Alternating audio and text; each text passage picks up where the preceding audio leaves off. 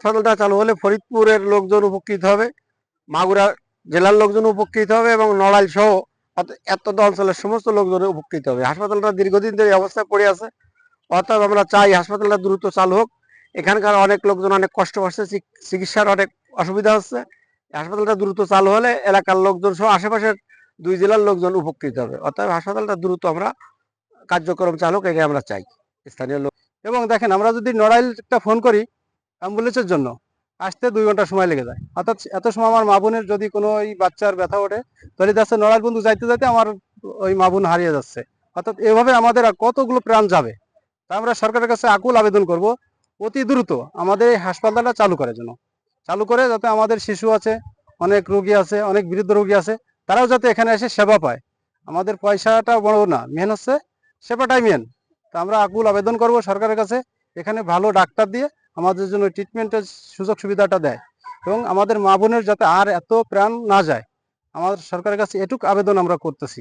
এটুক আমাদের অনেক ক্ষতি হচ্ছে। আমাদের এই জায়গায় এই হসপিটালটা শুরু হলি পরে আমাদের মেয়েরা বিটার বউ অনেক সুবিধা। আমাদের জন্য এই বিটার বউকে নিয়ে যশোর জাতীয় দি, নড়াইল জাতীয় দি, ওই মাগুরা মোহাম্মদপুর জাতীয় দি, এই জায়গা যদি হয় তাহলে পরে আমাদের অনেক সুবিধা।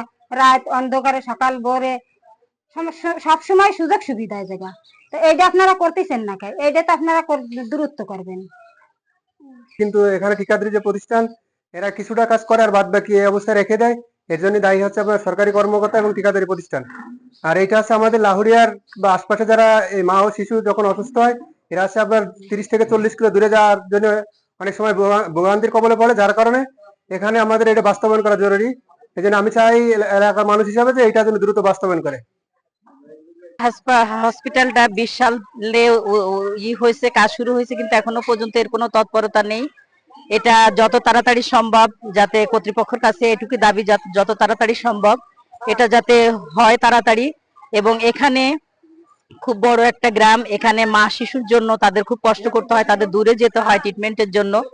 আমরা আশাবাদী যদি এই হাসপাতালটা অতি তাড়াতাড়ি হয় তাহলে আমাদের জন্য এটা সুবিধাজনক, যাতে আমাদের বাইরে না যেতে হয়, ঝুঁকিপূর্ণ অবস্থায় যাতে না থাকতে হয়। এই জন্য আমরা কর্তৃপক্ষের কাছে আমাদের দাবি, জোর দাবি, যাতে এই হাসপাতালটা দ্রুত ব্যবস্থা নেয় আর কি।